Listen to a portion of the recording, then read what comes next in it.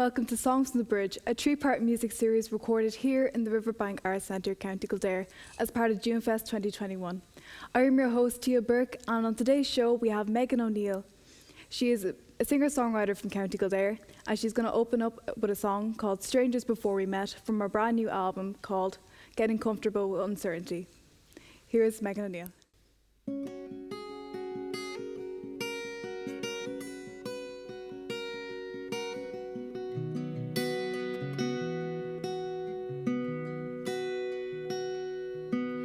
Just another face on my morning train, another black umbrella in the rain,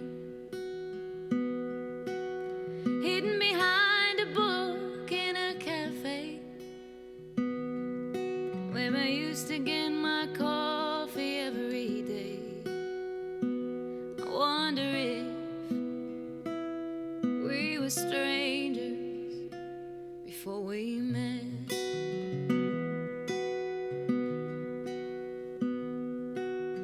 Did your hand brush mine in the street, but you didn't turn around as you said sorry? Was there a time we stood at the same bar, your back to mine, so close and yet so far? I wonder if we were strangers before we met. No, I don't know. I can't tell you why some people come, some go, some pass you by. I believe that somewhere, sometime, I bet we were strangers before we met.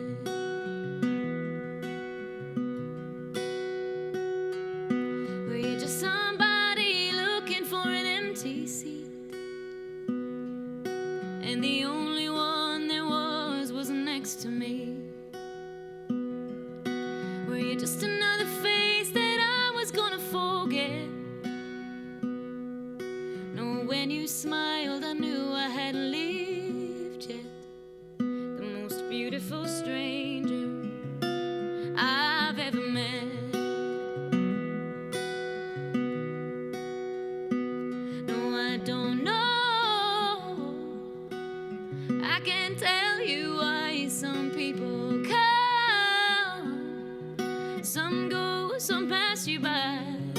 I believe that somewhere, sometime, I bet we were strangers before we met. No, I don't know. I can't tell you why some people come, some go, some pass you by. But I feel like I've known you all my life, and that's why I can't believe we were once strangers before we met. The most beautiful stranger I've ever met.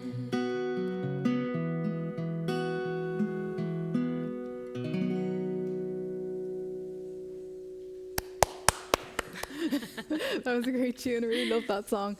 That was from your brand new album, isn't it? Yeah. It sure is, yeah.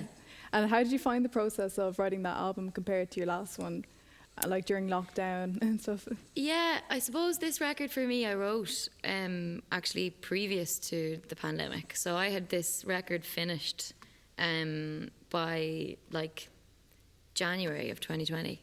And the original plan was to put it out in September of 2020. And then, you know, pandemic hit and we pushed everything back because we just thought there's no point in putting it out during this time. But I kind of feel like there's only so long you can delay something like that before it kind of gets old for you as an artist. Definitely, yeah. So the writing process of this one was, though, very different for me, and the recording process very different for me, because I recorded it over the space of 12 months Whereas with previous records, you kind of go in and you have like a set period of time, like, 10 days in the studio or 2 weeks in the studio, and you're like, right, have to get everything done.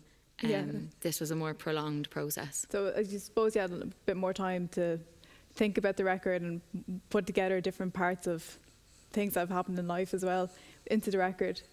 Yeah, it was like I made this album with the Dunwells, Joe and Dave Dunwell, who are based over in Leeds, and they're really, really great friends of mine, and just like two of the most wonderful people you'll ever meet.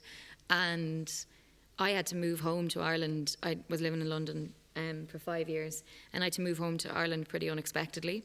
So when I moved back, I remember calling them up and being like, guys, I can't make the record. Like, I'm not going to be in the UK anymore. It's going to be impossible. And they were like, it's fine. If it takes us 7 weeks, 7 months or 7 years to make the album, let's just make it.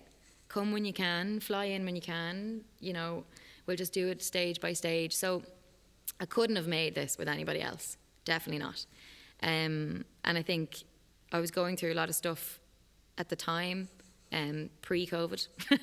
And I kind of needed that space in between recording sessions to let the ideas breathe and the songs breathe, and to see where I wanted it to go as, sonically. And I think it made the record so much better because, I had time to think about it. I was going to talk about your recent success with having your song on Firefly Lane on Netflix, which is like such a massive dream for like so many artists, and for that to come true for you, it's unreal. Like, it's congratulations on it. Thank you. What was that like? Bonkers. I got approached to do the song for the show, a song for the show, and they said they wanted, female cover of Jim Crochet's Time in a Bottle.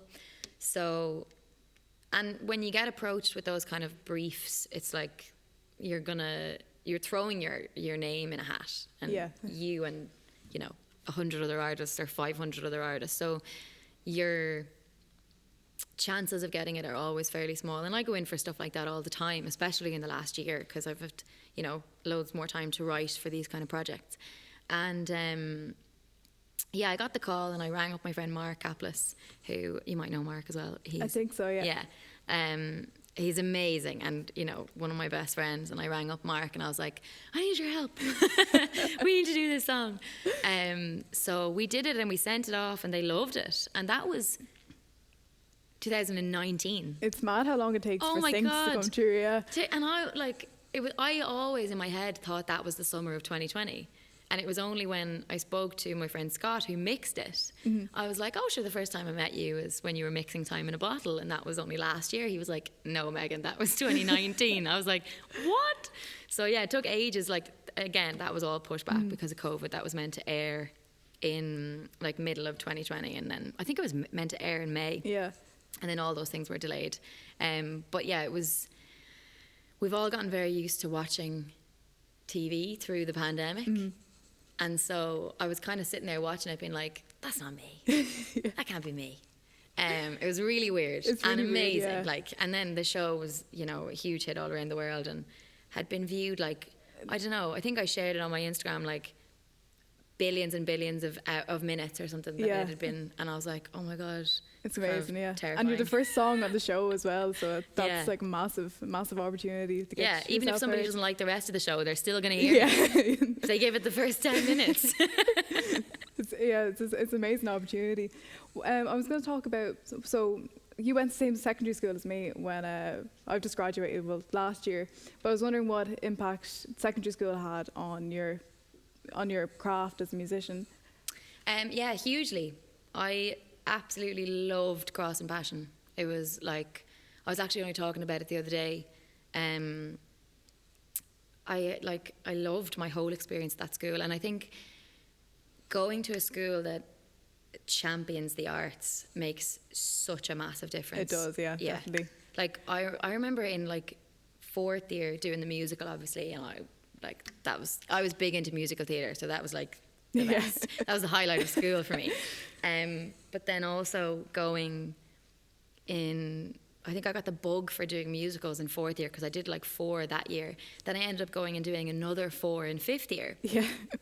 And I took like a half day every Wednesday to go like rehearse for this other musical in a different school. And the teachers were just like, oh yeah. Yeah, I have to say that like they were so good for doing that if you wanted to work on music and stuff like that. And I think that's just like, I still, you know, showed up for class most of the time, and, you know, like got my work done. But having the freedom and having somebody say, yeah, you're really good at that, you should spend more time at that. Yeah, I think the support was really great in that school, I have to say, for music and for like anything to do with the arts. I have to say it was really, really good. And were you writing in secondary school doing music, or was that something that kind of came to you afterwards? No, I'd started songwriting when I was about 14, and I mean, they were all pretty terrible, you know, when you like, they're all like about boys. And but still to this day, my mum's favourite song is one I wrote when I was 15. And every time I go back into studio to make a new record, she's like, what about that song? I'm like, let go of the song. The song is never going to happen. It's like that quote in Mean Girls. Yeah. Stop making fetch trying to happen. That's my mum with that song.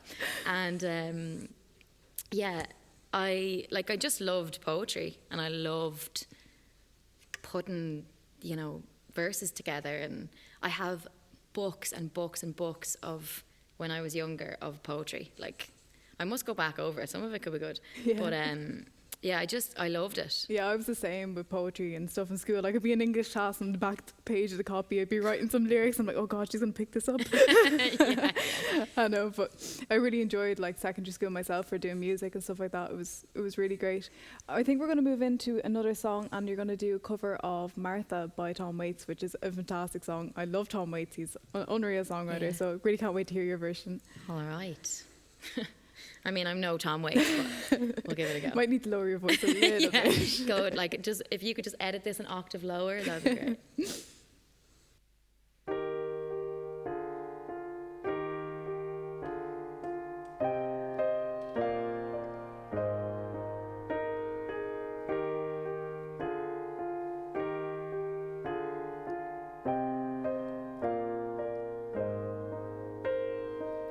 Operator, number please. It's been so many years. She'll remember my old voice while I fight by the tears. Hello, hello, there is this Martha. This is old Tom Frost.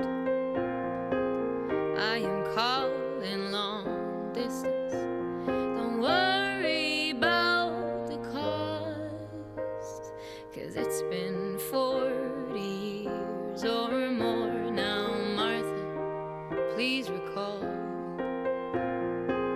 Meet me out for coffee, where we'll talk about it all. 'Cause those were days of roses, poetry and prose, and Martha, all I had was you, and all you had was me. There was no tomorrow.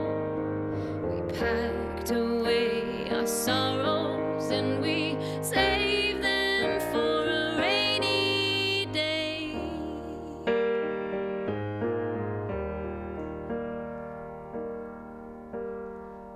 I feel so much older now. You're much older too. How's the husband? How's your kids? You know, I got married too. Lucky that you found someone who makes you feel secure.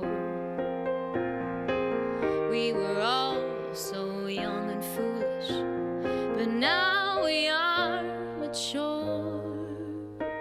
But those were days of roses, poetry and prose, and Martha, all I had was you, and all you had was me.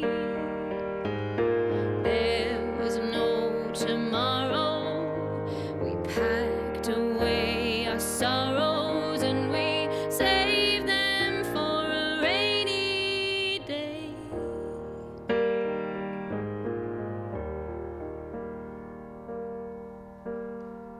I was always so impulsive. Guess that I still am. All that really mattered then is that I was a man. Guess that our being together was never meant to be. But Martha, Martha, I love you, can't you see that those were days of roses, poetry and prose, and Martha, all I had was you, and all you had was me. There was no tomorrow. We packed away our sorrows and we saved them for a rainy day.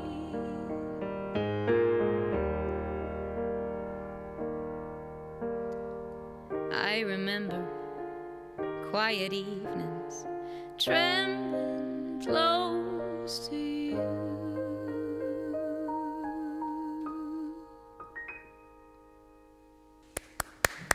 I love that tune. This is a nice song. Thank you. I love that cover of it as well. I was wondering, since you covered Tom Waits, I was wondering, like artists like him, would they have influenced your music, or who else would have influenced your music, such as Tom Waits?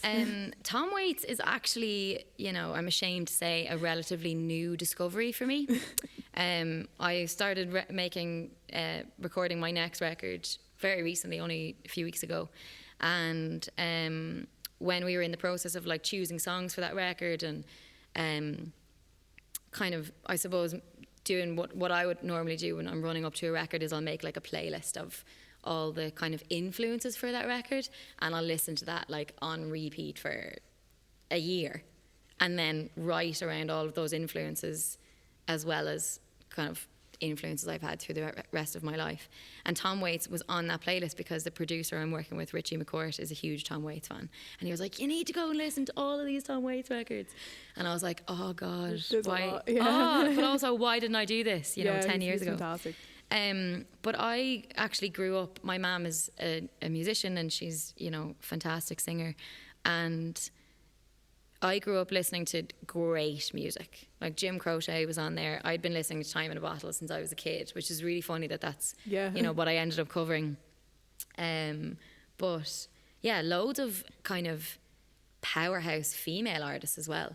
Like I would have grown up listening to a lot of Carole King and Joni Mitchell and Reba McEntire, and they're all brilliant. Yeah, and I think it was only later in life that I realised that probably had a huge impact on my own belief that I could do this as a career. Because definitely. I just grew up listening to women, and I was like, there must be loads, they must be all women. Yeah. I think it's such an important thing to have, like, female songwriters like influencing your work, because I'm kind of the same. I would listen to a lot of Kate Bush at the minute, and Florence, but also like PJ Harvey, and they're all like incredible musicians who just don't care what society has put them in a box for doing music. Like if Kate Bush wants to do a rock song, she'll do a rock song. If she wants to do a pop song, she'll do a pop song, which I think is like fantastic to have those sort of influences that were also like way ahead of their time for when they were working. Yeah, absolutely. And I think as well it's good to, that's something that I have really been hesitant of, is like I've moved, I've pretty dramatically moved genres recently. And this next record that I'm making is really different. So there's definitely a fear in that, because you're like, oh God, if I put this out, I really hope people like this, because it's a new version of yourself. But like the fact that, like, for somebody on the outside thinking that you could start making this kind of music and never grow and develop and make anything else is ridiculous, because we're always growing and developing as people. Yeah, definitely. So that's a natural thing. I think it's the best thing for an artist to do, is just do something and then just throw themselves in the deep end and try something totally different, because you're going to learn something from it. If you keep staying in the same kind of area that you're staying in, I don't think you're going to really get into your craft and really figure out what you want to do. So my next record is actually a rap album. Yeah. And, Eminem is a big influence for me. Can't wait for that one. Really don't think that would suit me. I would ask what your rapper name is. I think we're going to go into another tune. I think this is going to be Break Hearts, and this is from your brand new album as well.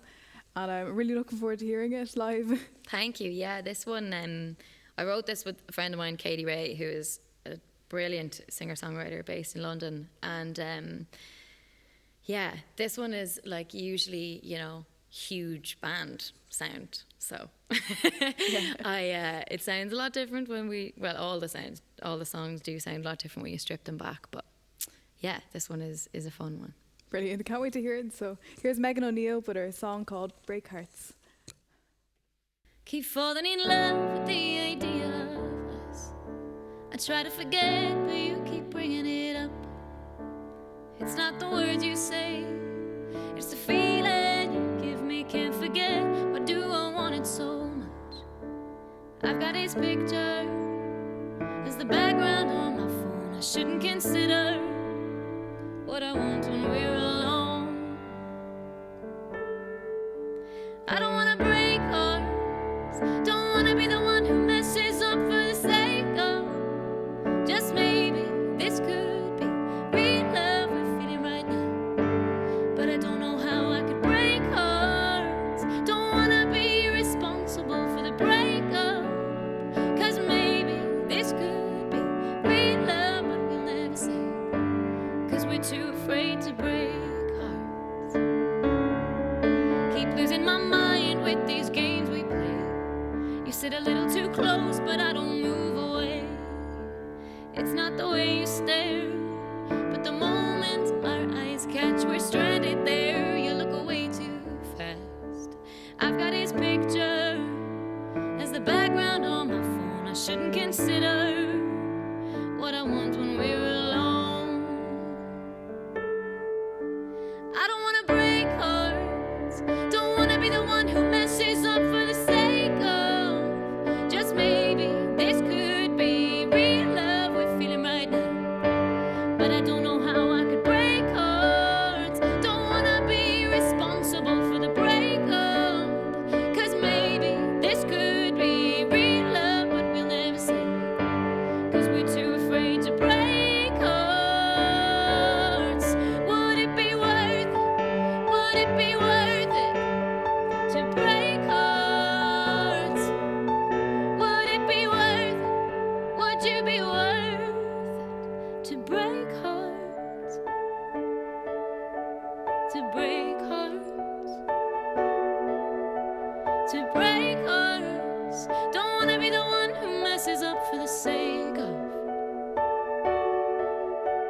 To break hearts. Don't wanna be the one who messes up for the sake of just maybe this could be real love we're feeling right now. But I don't know how I could break hearts, don't wanna be responsible for the breakup, 'cause maybe this could be real love, but we'll never say, 'cause we're too afraid to break hearts. Would it be worth it? Would it be worth it to break hearts? Would it be worth it? Would you be worth it to break hearts? To break hearts. To break hearts. To break hearts.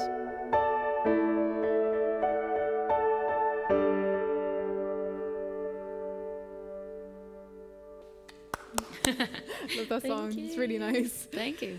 I was wondering also, do you have any like favorite places to tour, or like what would you be your absolute like dream venue to perform in? My dream venue for a very long time was the Olympia, and I got to do it, 4 weeks before lockdown. Yeah. So that was, oh my God, unbelievable. It's an amazing venue. I love Amazing it. venue. It's my dream venue as well. Yeah, that was for me for a very long time. I've done the Bluebird in Nashville a bunch of times, which is, for anybody that doesn't know, like is a really small, probably like 100 capacity cafe, essentially. Yeah. But it's just like... A lot of brilliant artists got their start there, like Taylor Swift was Yeah. a regular, and Absolutely. I'm not too sure of everyone who's played there, but I think everyone wants to play there. Yeah, it's it's a great little iconic. spot. And just like all over the walls are pictures of everybody, and you're just like, wow, I'm really intimidated. Yeah. But I've played there a few times, and I usually kind of play there when I go back to Nashville. So that's one of my favourite places to play, always will be. Yeah, it's a brilliant little Yeah. spot. I didn't actually get to go there when I was in Nashville, but I'll get there next time. Yeah, I was in the Opry and the Ryman, but I didn't get into the Bluebird because it's just packed. Like, It's very hard so to get in. popular you can't get in. yeah. But it's a great little spot. I was also wondering, sorry. So what dreams did you have in your career that did come true for you? I like how you phrase that question, because usually it's what do you want to achieve in your career rather than I think we focus too much on where it's going, but like you have to take a minute and be like, I've done this, like I got my music on Netflix, I went to Nashville, and like they're all amazing things that probably your 16-year-old self probably didn't even think could be possible. So yeah, all like my 16-year-old self, you know, just wanted to do it for a living. yeah. And I get to do it for a living. I get to wake up every morning and work with people that I love to work with, and like I have spent, particularly through the last 14 months of not being able to play live shows, I've spent a ton of time writing for other artists and writing for TV and sync and in loads of different genres, and I love that. Like I wake up in the morning, and by going to bed that night I've created something that did not exist yesterday. I think that's like the most rewarding thing about it. It's unbelievable. So I love that, and I'm so lucky because I get to work with people that, like, even if I wake up and I'm like, I really don't want to do this today, or I'm not in a creative mood today, I, you know, work with people who just make me so happy, and I love the people I collaborate with. I love my management and my team, and I'm so fortunate that I just get to do this. Yeah. And as long as it continues that way, I'll be very happy. I think it's so important just to do something that you love, but it's also good to explore other things. But I think really you'll always come back to like music and what you love to do. I think that's the most important thing as an artist, like just to just write with people and the community that you surround yourself with. It's just what makes you happy, you know, as an artist. Yeah. But I think we've had a great chat, and I think we're coming near to the end of the show. But thanks so much for coming on, and thanks so much to all the crew here today. It's definitely been a tough year, but it's so nice to actually be in a room and be with people and see everything being set up again. And it gives us some hope to hold on to, that we're coming back to gigs. So thanks so much, Megan, and thanks so much to all the crew and to the Riverbank and to Junefest. And I'll see you again for another session tomorrow. Don't wanna be the one who messes up for the sake of just maybe this could be real love we're feeling right now. But I don't know how I could break hearts. Don't wanna be responsible for the breakup. 'Cause maybe this could be real love, but we'll never say. 'Cause we're too afraid to break hearts. Would it be worth it? Would it be worth it to break hearts? Would it be worth it? Would you be worth it to break hearts? To break